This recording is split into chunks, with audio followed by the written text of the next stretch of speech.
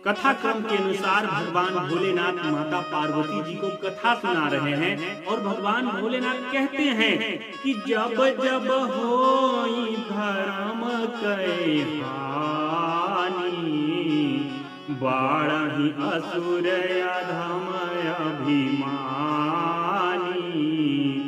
तब तब प्रभु धरि विविध शरीरा, हरहि कृपा निधि सज्जन पीरा।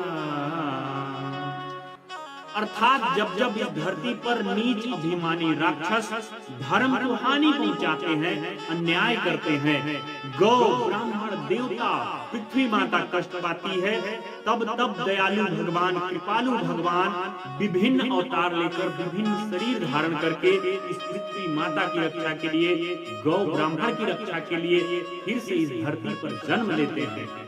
भगवान श्री राम जी के जन्म का भी यही मूल कारण है। हे भवानी, मैं उन प्रभु श्री राम जी के जन्म का विस्तार सुनाता हूँ कि किस तरह से प्रभु श्री राम जी का जन्म हुआ था। भगवान श्री हरि के दो द्वारपाल थे, जय और विजय। सनकादि ऋषियों के शाप के कारण उनको असुर योनि में जन्म लेना पड़ा। जय और विजय को पहले जन्म में हिरण्याक्ष और हिरण्यकशिपु के रूप में उनका जन्म हुआ। वराह अवतार लेकर के प्रभु श्री हरि ने ही हिरण्याक्ष का वध किया और नरसिंह अवतार लेकर के हिरण्यकशिपु का वध किया। फिर वही जय और विजय फिर से रावण और कुंभकर्ण हुए, जो श्री भगवान के रामावतार में मारे गए। सनकादि ऋषियों के शाप के कारण जय और विजय को 3 जन्म लेकर फिर से भगवान श्री हरि के श्री धाम को प्राप्त हुए।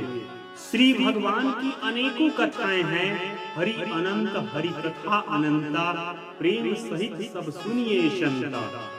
एक बार की बात है, नारद मुनि जी विहार करते हुए विचरण करते हुए कैलाश पर्वत पर पहुंच गए और कैलाश पर्वत में ही एक बड़ी ही पवित्र गुफा है। नारद मुनि जी उसमें समाधि में लीन हो गए, तपस्या में लीन हो गए।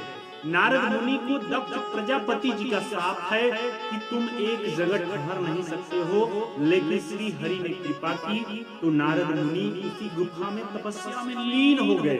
नारद मुनि को तपस्या में लीन देख करके इंद्रदेव डर गए कि कहीं नारद मुनि मेरा सिंहासन न छीन ले। इस डर से उन्होंने कामदेव से मदद मांगी और कामदेव जब नारद मुनि के पास में गए तो कामदेव अपने प्रयास में असफल हो गए। तो जब नारद मुनि ने कामदेव को परास्त कर दिया, कामदेव का नारद मुनि पर कोई असर नहीं पड़ा, तो नारद मुनि के मन में एक अहंकार ने घर किया। उनको अहंकार हो गया कि मैंने कामदेव को परास्त कर दिया है। यही होता है जब किसी व्यक्ति को कोई वस्तु की प्राप्ति हो जाती है, जो वस्तु वह व्यक्ति के पास में नहीं होता है, तो उसे एक प्रकार का अहंकार हो ही जाता है और अहंकार होने के बाद में वह अहंकार के ही वशीभूत हो जाता है और जगह जगह अपने उस कर्म की चर्चाएं करने लगता है। तो खुशी से नाचते झूमते हुए पहुंच गए बाबा भोलेनाथ के दरबार में, क्योंकि कैलाश पर्वत पे ही विराजमान थे नारद मुनि जी। और भगवान भोलेनाथ से कहते हैं कि बाबा जी, आज तो मैंने कामदेव को परास्त कर लिया, मैं बड़ा ही प्रसन्न हूँ। भगवान भोलेनाथ ने कहा, वाह भैया वाह, बड़ी अच्छी बात है कि आपने कामदेव को परास्त कर दिया, लेकिन एक बात याद रखना मेरी, इस बात को जो तुमने मेरे को बताया है उसको श्रीमन नारायण जी को मत बताना। तो बाबा भोलेनाथ की इतनी बात सुन करके नारद मुनि वहां से चल दिए, क्योंकि बाबा भोलेनाथ की बात उनको पसंद नहीं आई। अगर आप कहीं अपनी प्रशंसा कर रहे हैं, अपनी बड़ाई कर रहे हैं और आपको कोई टोक दे तो आपको उसकी बात अच्छी नहीं लगती है। इसी प्रकार से नारद मुनि को भी बाबा भोलेनाथ की बात अच्छी नहीं लगी और वे अपने ब्रह्मलोक को चल दिए। नारद मुनि ब्रह्मलोक को चल दिए। कुछ दिनों के बाद में नारद मुनि बैकुंठ में पधारे और बैकुंठ में पधार करके श्री हरि विष्णु जी को सारा वृत्तांत, कामदेव का वृत्तांत सुनाते हैं कि मैंने किस तरह से कामदेव को परास्त कर दिया है। श्री हरि तुरंत समझ गए कि नारद मुनि के मन में अहंकार ने घर कर लिया है, अब इसे तोड़ना भी मेरा ही कर्तव्य है, क्योंकि भक्तों पर जब जब भी परेशानी आता है, जब जब वे रास्ता भटक जाते हैं, तो उनको सही रास्ता दिखाना भी प्रभु का ही कर्तव्य है, क्योंकि अपने भक्तों को भटकने से बचाना और भटके हुए को सही राह दिखाना प्रभु का परम कर्तव्य है। इसलिए श्री हरि ने मन ही मन निश्चय किया कि मैं अब वही कार्य करूंगा जिससे नारद मुनि का कल्याण होगा। तो नारद मुनि अपनी कामदेव की कथा सुना करके अपने ब्रह्मलोक को लौट गए। जिस रास्ते से नारद मुनि अपने लोक को लौट रहे थे, उसी रास्ते में प्रभु श्री हरि जी ने 100 योजन यानी 400 कोस का एक भव्य, मनमोहक और सुंदर नगर का निर्माण किया, जिसे देख करके नारद मुनि आकर्षित हो गए और आकर्षित होकर उसी नगर में प्रवेश करने लगे। धीरे धीरे करके उस नगर में प्रवेश करते हैं तो देखते हैं कि उस नगर के जो निवासी हैं, उस नगर में जो रहने वाले हैं, वो रति और कामदेव से भी अत्यधिक सुंदर है, अत्यधिक मनमोहक है। उस सुंदर नगर के राजा का नाम शीलनिधि था और उसकी एक रूपवती कन्या थी जिसका नाम विश्व मोहिनी था और वह दिव्य सुंदरता धारण किए हुए थी। राजा की वह पुत्री स्वयंवर करना चाहती थी, इसलिए महल में अनेकों राजा अलग अलग नगरों से आए हुए थे। जब नारद जी का नगर में प्रवेश हुआ तो नगर वासियों ने उनका खूब स्वागत किया। फिर सुंदरता को देखते हुए, निहारते हुए नारद मुनि जी ने महल में प्रवेश किए। महल में प्रवेश करते ही राजा ने नारद मुनि का खूब स्वागत सत्कार किया। स्वागत करने के बाद में राजा ने अपनी पुत्री विश्व मोहिनी को नारद मुनि के समक्ष में लाकर खड़ा कर दिया और कहते हैं, महाराज आप अपने हृदय में विचार कर हमारी पुत्री के गुण दोषों को हमसे कहिए, इसकी भविष्यवाणी कहिए। बस हो गया काम। नारद मुनि विश्व मोहिनी के रूप को देख करके मोहित हो गए, उसे देखते ही रह गए और उसे पाने की इच्छा उनके हृदय में प्रकट हो गई, पर अपने हृदय की इच्छा को उन्होंने प्रकट नहीं किया।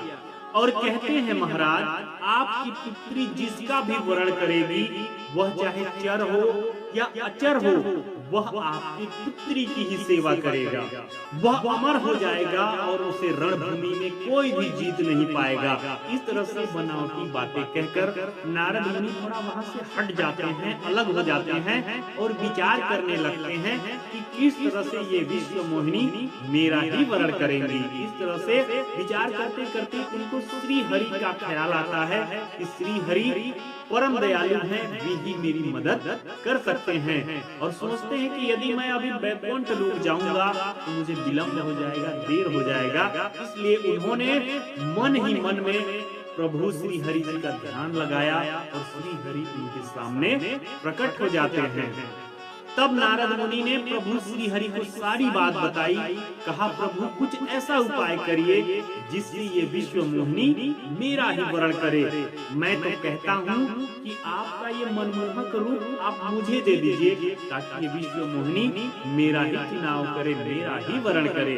तो प्रभु ने कहा, हे नारद मुनि, हम वही कार्य करेंगे जिससे तुम्हारा कल्याण होगा, जिससे तुम्हारा हित होगा, दूसरा कुछ भी नहीं होगा और हमारा वचन कभी असत्य नहीं होता है। अब माया के वशीभूत होकर नारद मुनि पहुंच गए स्वयंवर स्थल पर, जहां पर स्वयंवर के लिए राजा लोग एकत्रित हुए थे, आसन पर विराजमान हुए थे। नारद मुनि मन ही मन प्रसन्न हो रहे थे कि राजकुमारी तो मेरा ही वरण करेगी। अब नारद मुनि अपने हृदय में रूप का अभिमान लेकर के राजाओं की पंक्ति वाले समाज में जाकर के बीच में बैठ गए और उनके अगल और बगल में शिव जी के गण भी वहां मौजूद थे। शिव जी के गण वहां पर विराजमान थे। दोनों गण आपस में बात करते हैं कि भगवान ने इन्हें बड़ी ही सुंदर रूप बनाया है, इनको देख करके, इनके रूप को देख करके अवश्य ही विश्व मोहिनी इनका ही वरण करेगी। नारद मुनि उन दोनों गणों की बातों को सुन करके और हृदय से अंदर से चक प्रसन्न हो रहे थे कि राजकुमारी तो मेरा ही वरण करेगी। उसी समय में राजकुमारी का स्वयंवर कक्ष में आगमन होता है। तब राजकुमारी राजाओं की पंक्ति की ओर बढ़ी और बढ़ते हुए नारद मुनि के समीप में जब पहुंची तो नारद मुनि को देख करके वह आग बबूला हो गई, क्रोधित हो गई। पर नारद मुनि को कुछ भी समझ में नहीं आया और राजकुमारी आगे बढ़ गई। तब आगे भगवान श्री हरि ने राजा का वेश बनाकर वहां विराजमान थे और राजकुमारी ने उन्हीं का वरण किया और वरण होने के बाद में श्री हरि भगवान उस राजकुमारी को लेकर के वहां से चल दिए। नारद मुनि को इस घटना से कुछ भी समझ में नहीं आया।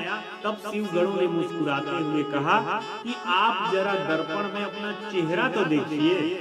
तब नारद मुनि ने जल में अपना चेहरा देखा तो वे देख करके आग बबूला हो गए। तब उन्होंने शिव गणों से कहा कि हे दुष्टों, तुम एक महात्मा का, तुम एक मुनि का हंसी मजाक उड़ाते हो। जाओ, मैं तुम्हें श्राप देता हूँ कि तुम राक्षस हो जाओ। तब जाकर नारद मुनि ने अपना चेहरा जल में देखा तो देखा कि उनका चेहरा तो एक वानर का चेहरा बन चुका है। ऐसा देख करके वे क्रोधित हो गए, आग बबूला हो गए और शिव गणों को श्राप दिया कि ए मूर्खों, तुम एक मुनि का हंसी उड़ाते हो, एक महात्मा का मजाक उड़ाते हो, जाओ तुम राक्षस हो जाओ। तब नारद मुनि ने फिर से जल में चेहरा देखा तो उनका रूप वानर रूप समाप्त हो चुका था। वे फिर से नारद मुनि रूप में साधारण हो चुके थे। तब क्रोधित होकर के नारद मुनि सीधे बैकुंठ की ओर जाने लगे और विचार करते हुए जा रहे हैं कि आज या तो विष्णु जी को मैं श्राप दे दूंगा या अपने प्राण दे दूंगा, क्योंकि उन्होंने मेरी जग हंसाई कराई है। तभी श्री भगवान उन्हें रास्ते में ही मिल जाते हैं और साथ में माता लक्ष्मी है और साथ में वही राजकुमारी जी भी हैं। राजकुमारी को देख करके नारद मुनि का क्रोध और बढ़ गया और नारद मुनि कहते हैं कि आपसे किसी का सुख देखा नहीं जाता है। आपके मन में दूसरों के प्रति ईर्ष्या और कपट है। समुद्र मंथन के समय आपने शिव जी को बावला बनाकर विष पिला दिया, असुरों को मदिरा पिला दिया। शिव जी को विष और स्वयं लक्ष्मी और कौस्तुभ मणि ले ली। आपके ऊपर कोई बड़ा नहीं है, इसलिए आप बिगड़ गए हैं। इसलिए आज मैं आपको श्राप के रूप में दंड देता हूँ कि जिस स्त्री को मैं चाहता था उससे आपने मेरा वियोग कराया है। एक समय ऐसा आएगा कि आपको भी स्त्री का वियोग सहना पड़ेगा और जिस वानर का रूप देख करके आपने मेरी जग हंसाई कराई है, एक दिन ऐसा समय आएगा कि वही वानर आपकी मदद करेंगे और आपको उसी वानर से आपको मदद मांगना पड़ेगा।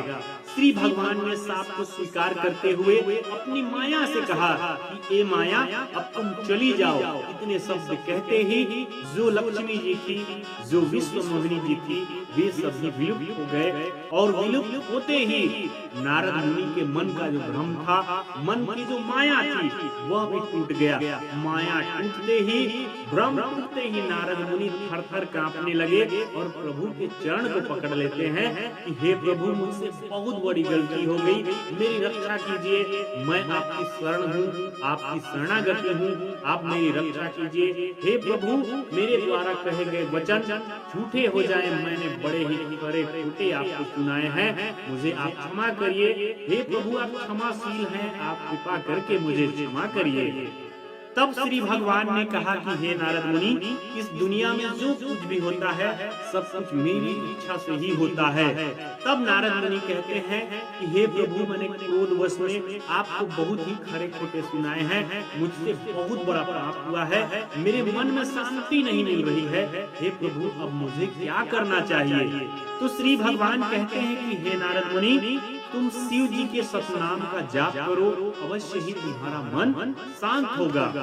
जो भी व्यक्ति शिव जी के सतनाम का जाप करता है, उसके सभी प्रकार के भय, सभी प्रकार के कष्ट दूर हो जाते हैं। श्री नारायण जी कहते हैं कि हे नारद मुनि, मुझे शिव जी के समान और कोई दूसरा प्रिय नहीं है। इस बात को तुम हृदय में धारण करके शिव जी के सतनाम का जाप करो, तुम्हें अवश्य ही शांति की प्राप्ति होगी। हे नारद मुनि, जिस पर शिव जी की अपार कृपा होता है, वही मेरी भक्ति को प्राप्त करता है। आप यदि कथा सुन रहे हैं तो आप पर भी शिव जी की अपार कृपा है, इसलिए आज आप श्री राम जी की कथा को श्रवण कर रहे हैं। इस तरह से कीर्तन भजन नारायण नारायण करते हुए श्री नारद मुनि वहां से चल दिए। प्रेम से बोलिए जय जय सिया राम।